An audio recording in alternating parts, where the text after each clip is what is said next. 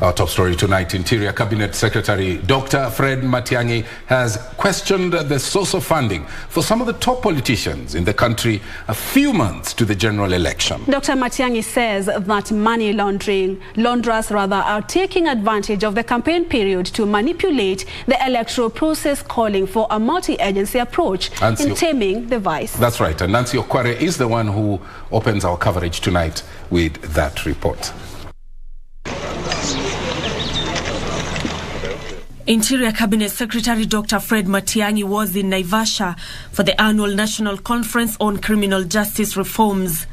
It is here that the CS questioned the source of money by a section of the political class during the electioneering period. We need to relook at the law and see how best we can support IBC and law enforcement agencies to enforce campaign financing regulations.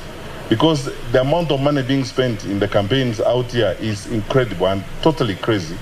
We are going to have an unprecedented case of voter bribery in Kenya during these elections. The CS warned that the country risked a large number of criminals buying their way into elected office through money laundering, calling for a multi-sectoral approach in taming the vice.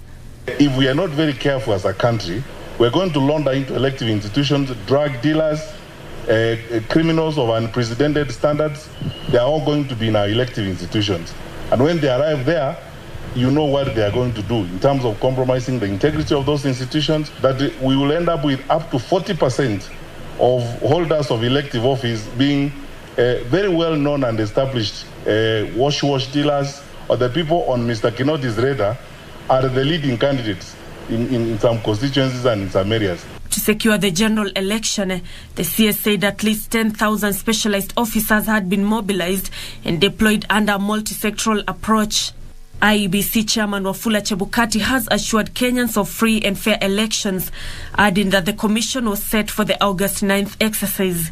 It insisted that parties must then ensure that the lists they submit to us must be gender compliant. As of midnight last night, 78 political parties had complied out of 81. So we have 3 who are yet to comply. During the annual conference on criminal justice, Chief Justice Martha Koome called for all agencies that are interlinked to uphold human rights even as they undertake their mandate. Those of us who have been given the privilege and the responsibility of serving Kenyans in the justice sector do so with a human rights perspective, always asking ourselves if we were the ones who are the victims, or even who are the perpetrators, who are in the justice system, what would we expect? The increasing cases of victim families decrying enforced disappearances, for example, and the River Yala situation is also evidence of a criminal justice system that is critically violating the rights of the accused. It is instances such as this that breed great distrust in criminal justice actors from the public. Nancy Okware, Prime Edition.